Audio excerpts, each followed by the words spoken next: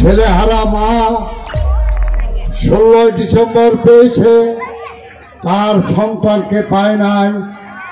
ছেলেহারা পিতা 16 ডিসেম্বর পেয়েছে, তার ছেলেকে সে পায় নাই। ভাই হারা ভাই 16 ডিসেম্বর পাবে, কিন্তু তার ভাইকে ফিরে পাবে না।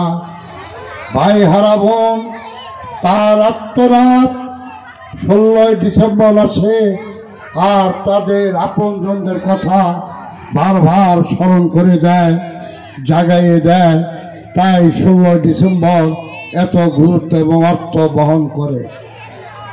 তাই ভাইয়ের আমার, আজকের এই অনুষ্ঠানে আমাকে যে স্মৃতিচারণের কথা বলা হচ্ছে, যখন স্বাধীনতা যুদ্ধের শুরুতে 3 নম্বর কোম্পানি সুবেদার নবী নওয়াজ এবং বাসাইল থেকে মেজর গোলাম সরোয়ার, আলী হোসেন লালটু, এইভাবে 8 থেকে 9 জন সেনাবাহিনীর চাকরিরত অবস্থায় তারা আসার পর তাদেরকে নিয়ে সর্বপ্রথম আমরা ভুয়াপুর থানা আক্রমণ করি।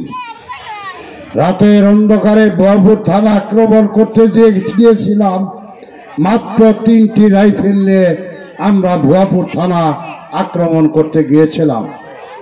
আল্লাহর অশেষ মেহেরবান, আমরা সেই অপারেশন সাকসেসফুল হওয়ার পর আমাদের হাতে 12টি আর্মস, 12টি রাইফেল, 303 রাইফেল আমাদের হাতে চলে আসে।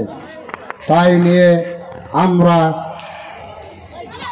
3 নম্বর কোম্পানি কমান্ডার সুবেদার নবী নওয়াজ সাহেব পরবর্তীতে নেতৃত্ব দিয়েছেন, সেই 3 নম্বর কোম্পানির জন্ম হয়। আমি যুদ্ধ চলাকালীন সময় 5ই সেপ্টেম্বর আমাদের আর্মস অ্যামিউনিশনের স্বল্পতার কারণে আমরা অনেকে ভারতের আশ্রয় নেওয়ার উদ্দেশ্যে অনেকেই চলে গিয়েছিল। সেই ধারাবাহিকতায় আমিও চলছিলাম। এই সোলাকুড়া ব্রিজের উত্তর প্রান্তে আমরা পাক বাহিনীর দোসর করতে আমরা সেদিন গ্রেপ্তার হয়েছিলাম।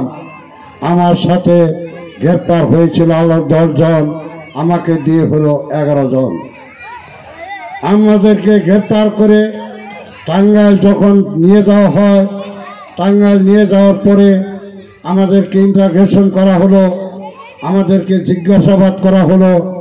আমি সেই 10 জন ছেলেকে বলেছিলাম যে তোমরা বললো যে আমরা রাজাকারে যাইতেছিলাম, উনি মুক্তিযোদ্ধা, উনি আমাদের গ্রেপ্তার করেছে। আমার বিরুদ্ধে সেই দিন আসলে 3টা সাক্ষী হয়েছিল।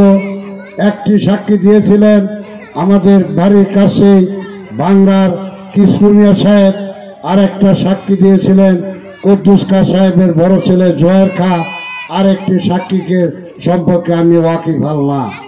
এই 3টা সাক্ষী দিয়েছিলেন।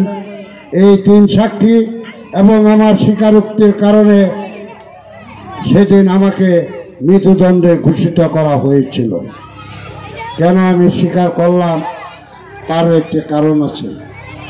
দেশ এবং জাতি যখন দিশাহারা, যুব সমাজকে হাত ছানি দিয়ে ডাকতেছে, এই যুব সমাজ তোমরা আসো, আমাকে হানাদার বাহিনী মুক্ত করার জন্য তোমরা রণাঙ্গনে চলে আসো।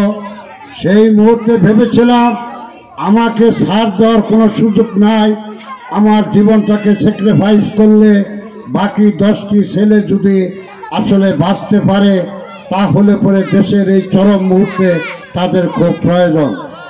এইটাকে চিন্তা করে নিজের লাইফটাকে স্যাক্রিফাইস করে সেদিন সেই 10টি ছেলেকে আমি বলেছিলাম যে তারা রাজাকারে যেতেছিল, আমি তাদের গ্রেপ্তার করেছি, রাস্তায় তাদের গুলি করে হত্যা করতাম, তাই ওরা নির্দোষ, ওদেরকে আপনি ছেড়ে দিতে পারেন। তারা এখন আছে, তারা এখনো বিচারণ করতেছে। আমি জানতাম নিশ্চিত মৃত্যু আমার মৃত্যু আর কেউ ঠেকাতে পারবে না, একমাত্র মহান আল্লাহ পাক ছাড়া। তাই সেদিন আমাকে ময়মনসিংহ ব্রহ্মপুত্রের পারে বর্তমানের যে বিজেপি ক্যাম্প, সাবেক ইপিআর এবং বিডিআর ক্যাম্প, সেই ক্যাম্পের একটি মানুষ হত্যা করার মঞ্চ তৈরি করেছিল। সেই মঞ্চে আমাকে সহ আমার সাথে কাদের সিদ্দিকীর চাচা আব্দুল বারী সিদ্দিকী সাহেব ছিলেন, নিখিল ছিলেন। যে নিখিল এক মায়ের এক সন্তান, তার আর কোনো ভাই ছিল না, তার কোনো বোন ছিল না। সেই নিখিল বারবার আমাকে জেলখানায় বলেছে, শুকুর ভাই যদি আপনি বেঁচে যান আমার মাকে সান্ত্বনা দিয়েন, আর আমি যদি বেঁচে যাই আপনার মাকে সান্ত্বনা দিব। কিন্তু দেশ স্বাধীন হলো, সেই শহীদ মাতার সাথে মিথ্যা কথা বলেছিলাম যে আপনার নিখিল জীবিত আছে ভারতে। আজকে বারবার সেই আঘাতটি আমার বুকে হানা দেয়। আমি একটি শহীদ মাতার সাথে মিথ্যা কথা বলেছিলাম। আমি জানতাম তাকে যদি বলতাম যে নিখিল জীবিত নয়, নিশ্চিত সে হাত ফেল করে মারা যেত। এমন অবস্থার মধ্যে তিনি অবস্থান করতেছিলেন। তাই আমি সেখান থেকে চলে আসার পর সেই শহীদ নিখিলের মার সাথে আসলে আমি সত্য কথাটি বলতে সেদিন সাহস পাই নাই, বুকে সাহস জোটে নাই। তাই ভাইয়ের আমার, আজকে 16 ডিসেম্বর খেলাধুলার মধ্য দিয়ে আসলে যদি আমরা নিজকে অতিবাহিত করি, আমার মনে হয় না 16 ডিসেম্বরের ঐতিহ্য, 16 ডিসেম্বর সম্পর্কে জানা, 16 ডিসেম্বরকে সম্মান করা, 16 ডিসেম্বরকে সেলুট করা, 16 ডিসেম্বরের প্রতি সম্মান প্রদর্শন করা, এইটা বোধহয় শেষ নয়।